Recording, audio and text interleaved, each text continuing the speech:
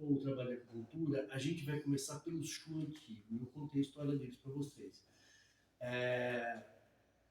Eu já vi muita bobagem sendo falada em aula mesmo, né? Mas a importância dos Shu antigos, são os pontos que têm maior efeito no corpo, tá? Então, eles são usados assim, quando você quer ativar alguma função, você vai pensar nele e mais um outro ponto. Por isso que quando a gente faz na acupuntura, mesmo que eu estou usando só uma agulha, eu vou pegar um desses pontos. Os Shu antigos, eles estão todos aqui, eles começam aqui, ó, do lado das unhas, menos esse aqui. E aqui também do lado das unhas, menos o rim, tá? Depois eles vêm para cá, no limite do dedo, com a palma, né, palma da mão, palma do pé, no limite, tá? Lembra que aqui eles vão tirar excessos, do lado das unhas tiram excesso, portanto, assim, inflamações mais graves, como dor de garganta, né?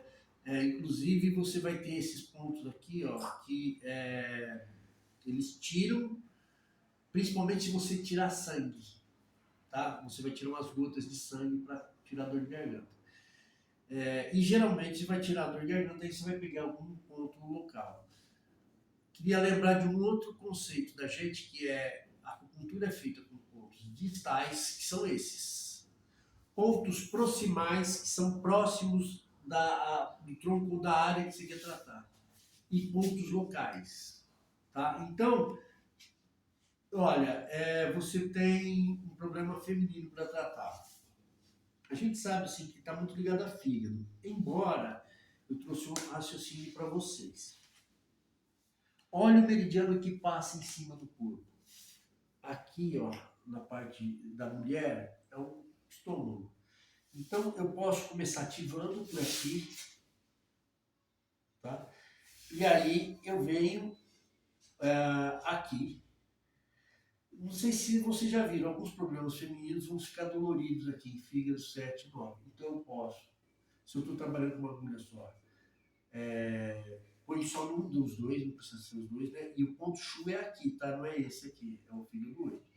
E aí depois eu venho aqui, já falei para vocês, né? O estômago 28, ele é muito bom, você faz em direção aonde está o problema. Então, geralmente você vai apalpar a mulher, tá aqui, ó, tá aqui. Aqui que dói, aqui que tem o incômodo, às vezes você sente uma granulosidade, às vezes mais inchadinho, então você entra no E28 e aponta para lá.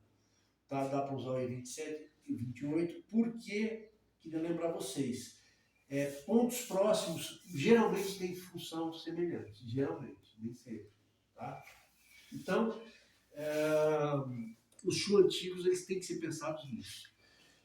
Depois vocês vão ter outros pontos que fortalecem a função do órgão e do meridiano, que são os pontos fontes. Esses pontos eles não estão, não dá para localizar anatomicamente, assim como regra, igual eu falei dos pontos chus aqui. Tá? Então você vai ter os pontos fontes aqui, que é do pulmão, pericárdio e coração. Lembrando que o pericárdio e o coração eles são meio exceção dos pontos fontes, eles podem ser usados, mas eles são pontos geralmente para sedar. Como assim? Qual o nome desse ponto? Não, C7 aqui, ó. Sheinei. Lembra do Sheinei aqui? Né? E ele é usado para quê? Para acalmar a mente. Então você acalma o coração. Né? Quando você quer regular o coração, muitas vezes você vem aqui, ó. Desculpa, o pericárdio 4 ou aqui. Coração 4, tá? Mas aqui no pulmão funciona bem. Aqui no rim 3, F3, baço 3, todos tonificam. E os meridianos Yang, né? Esses daí têm os seus pontos fontes, podem ser usados, eles não são tão fortes quanto o baço 3. Eu ponho aqui, eu levanto a pessoa. Se tiver mocho aqui, eu levanto a pessoa. Com problema no intestino, se eu pegar só o G4, nem sempre a coisa responde tão bem, tá? Então, isso como a gente vai aprender? Quando estiver estudando patologias, quando a gente discute patologias, tá? Mas o que a gente vai lembrar é disso, ó, na dúvida eu posso pensar em ponto-fonte, ele tem alguma função. Depois disso, que eu falei dos pontos-fontes, nós vamos ter um ponto de conexão chamado ponto Luor, né, que eles fazem a energia do seu órgão, daquele meridiano, se conectar. Isso não é do órgão, tá? É a energia do meridiano se conectar geralmente com o acoplado. Então, você tem aqui, ó, IG6 e G7, eles ficam até pertinhos do outro. Desculpa, G7 e P7, eles ficam do ladinho, tá? Do outro. Fiquem tranquilos que a gente vai ver isso várias vezes. E tem um outro ponto que vocês já ouviram falar, que é os pontos Chi. Pontos são chamados pontos de acúmulo. A tradução é mais assim, pontos barreira. Eles têm uma ideia, por que ele dá o nome de barreira? É um nome militar esse, em que você tem um desfiladeiro, em que o exército, para passar, ele se aglomera. E aí, quando ele se aglomera, é lógico que ele vai ficar mais lento. Então, essa noção é trazida para cá de forma que, quando você agulha esse ponto, você facilita essa passagem. A gente usa muito muito ensinado como ponto de dispersão, para você sedar. Por outro lado, não sei se vocês viram, quando a gente usa o F6, por exemplo, o baço 8, a gente está usando para tonificar. Mas como assim? Eu estou facilitando a passagem para aquela função do meridiano ser mais expressiva. Eu estou falando isso, mas não é com isso que a gente vai mexer hoje. Estou falando porque eu preciso introduzir toda vez que eu tenho que falar, senão não entra na cabeça. O que eu vou falar hoje é o seguinte. A gente aprende muito assim, acupuntura por função de ponto. Tá com dor de cabeça, põe G4. Né? Tá com intestino preso, põe o E25. Né? Porque viram, na verdade, quando se faz assim, a pessoa não está fazendo o diagnóstico. Por quê? A dor de cabeça, se ela pode ter relação com o estômago. Se eu pegar esse ponto aqui, com esse, vai ser muito eficiente. Muito eficiente. Ontem eu tive que uma colega lá estava passando mal com enxaqueca, uma fisioterapeuta, e eu falei, vamos fazer, né? Você não vai ficar 5 minutos comigo. Aí ela resolveu que estava muito forte. E ela falou assim, pessoal, dói aqui, ó. Então, olha só, que meridiano tem aqui? Aí a gente tem VB, bexiga, TA. Aí eu fiquei com duas dúvidas, assim, isso está parecendo um VB e TA, tem fígado na história. Mas não é VB e TA? Porque quando a energia do fígado fica acumulada, ela incendeia a VB. A energia acende pela VB. Mas, quando ela faz assim, eu falei, você teve resfriada e tal, porque é sinusite. Tá? Sinusite pega. E eu apertei os pontos dela de sinusite. Só que assim, se é por aqui, não me interessa muito. Eu tenho esses meridianos para esvaziar. Aí eu fui e esvaziei VB e estômago. Por quê? Tá pegando esses meridianos. Podia pegar o TA não é tão bom para tirar essa dor de cabeça. Aqui na mão, no chulo. Mas aqui sim. Aí eu vim para os pontos aqui, né? Dentro de fígado, porque se fosse um resfriado, invasão de fluido da dor de cabeça, eu pego o B10, que é o Taiyan que está sendo invadido. Mas o dela não era. E aí o B10 não doía, eu falei, então não deve ser sinusite, porque sinusite é invasão de frio e é bexiga. Aí tá, eu fiz aqui, VB20, depois fiz aqui, né, acho que é VB8 e E8. E eu perguntei para ela, como é que tá? Assim, tá melhor. Eu falei, aonde tá doendo? Ele falou assim, ainda dói aqui. Ainda dói aqui. Então, não era bexiga. Eu falei, então, ela até pode ter sinusite, mas essa dor dela não é. Porque sinusite, quando dá dos dois lados. Tá vendo esse raciocínio clínico? Aí, o que a gente faz? Você tem um ponto de vesícula aqui, ó. VB14. Para fora, tá? Para dispersar, põe para fora. Aí tem o outro lance, eu falei pontos distais, pontos proximais, tá? E ponto local. Falei, aonde está doendo? Você agora ficou bem aqui assim, assim, ela faz assim, aí eu fui apalpar. Não era, Não o era. BB23. Olha, TA23. bem no fim da sobrancelha. Porque eu fui direto no Taiyang, apalpei, não, aí pus aqui, aí eu pus a agulha, contei até 10, tirei, e aí, como é que tá? Subiu. Então, assim, distal proximal, que é envolvido com um problema que está no meridiano. Aí eu fiz esse aqui. Por quê? Porque ele libera esse anel aqui, ele permite a passagem, é uma característica desse ponto. As energias fluem melhor do alto para baixo. E aqui, a hora que eu achei o ponto, né? E aí você começa a aprender a usar esses pontos de vesícula que tem aqui. Então, o raciocínio é sempre esse. E aí, o que vocês estão vendo é o seguinte, o que eu tratei? Eu tratei meridiano, tá?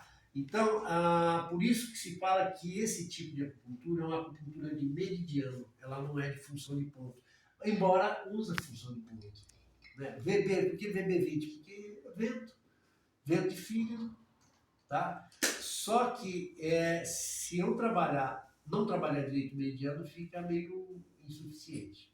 Então, a gente vai precisar do raciocínio clínico, vai precisar identificar o canal envolvido e pelo raciocínio clínico também, tá? Porque tem aquela coisa de ver o canal que passa perto, poderia ser bexiga, eu fiquei na dúvida. E doía a bexiga dela. Então eu fiquei na dúvida. Mas, a hora que eu avaliei, com o raciocínio clínico, assim, não tem característica de bebê, a análise do meridiano deu certo. Então, aí eu tive resultado. Com isso, eu vou mostrar para vocês uma coisa de meridiano que vocês vão experimentar, assim, que eu tenho usado, porque lá é aquela coisa, eu não posso usar só uma agulha. Então, como é que eu faço sem perder a origem, né? E isso que eu queria mostrar para vocês, a gente vai fazer um agulhamento de meridiano e o que eu tenho notado, relaxa muito. Tá? Algumas coisas que eu não conseguia antes, eu consegui um grande efeito. Inclusive assim, pessoa com dor na coluna que é persistente e tal. E aí eu vou ver, tem caso de estresse. Aí eu mudo meridiano, porque coluna a gente sempre viu, né? Pegar B62, B60 por causa da bexiga, B62 porque ela influencia essa região, né? Junto com o D3. Eu não lembro qual que é o que abre o do Maia aqui, mas tudo bem. Só que eu tratava as pessoas e via assim, lembra que elas falam assim, que é muito dolorido, muita dor. Quer dizer, isso é iame de fígado. Se é iame de fígado, eu tenho que acalmar. Aí tem 2 pontos que eu posso usar. Esse aqui, VB43 que eu uso. E tem esse aqui, ó, VB41. Qual a diferença? Esse aqui vocês vão ver que todos os livros falam de fleuma, ou mucosidade intangível. O que é isso? É assim, você tem um movimento que você quer criar e não cria. Então tem alguma coisa emperrando esse movimento. Dissolver mucosidade é isso. Se eu tenho um lipoma aqui, aqueles nódulo no tendão, para aquilo sumir, dá muito trabalho. Nódulo de sangue aqui no músculo, que esse nódulo que dá aqui na coluna, ele é sangue acumulado. Esse, você vai fazendo massagem, solta, mas esse aqui não. Então, só que tem vez que você não acha o nódulo, mas a coisa não desata. Então é considerada fleuma intangível. Vocês vão ver, acho que no Maciosser tem um trecho que ele fala disso. Quando não resolve, é que tem umidade ou tem fleuma. Então você tem que tratar isso. Aí as pessoas falam, então vamos pôr ponto de baixo. E na verdade, você tem esse ponto chu aqui, ó, Jin, In, Chu. né, é o terceiro ponto, ele trata coisas mais relacionadas a essa unidade, essa coisa intangível. Tá? Então, a gente vai usar, quando você pensa em meridiano, não é o meridiano do órgão, é os 6 grandes meridianos, tá, que a gente vai usar. O que eu queria lembrar uma coisa que é assim, precisa ficar presente para vocês. Onde começa e onde termina o meridiano? Aquela contagem de pontos é pensando no ciclo das horas, do horário dos meridianos. E aí ele tem aquele ciclo. Quando a gente pensa em ponto Shu, aonde começa o meridiano é sempre nos extremos. Tanto é que eles têm nome de nascente, depois é riacho e tal, e tal, e tal. Né? E chega no ponto mar, de maior acúmulo. Então, essas duas visões, elas são complementares e aquela coisa, para o chinês, assim, as duas são verdade porque dão certo. Se você usar bem, né? Se usar bem é isso. Eu vou começar um tratamento, eu começo por aqui, pelos pontos Shu. E depois tem uma jogada assim de se quer esvaziar o meridiano, você puxa o próximo. Bom, não sei se é tão usado, os 5 elementos faziam muito isso. Né?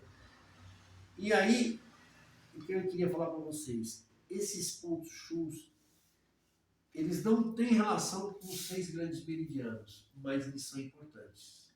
Quando você usa pensando nos 6 grandes meridianos, você vai ter uma ação muito profunda no corpo. Eu queria fazer um experimento com vocês. A gente vai pegar alguém, nós vamos fazer 4 agulhas nessa pessoa e vamos pegar alguma pessoa de teste.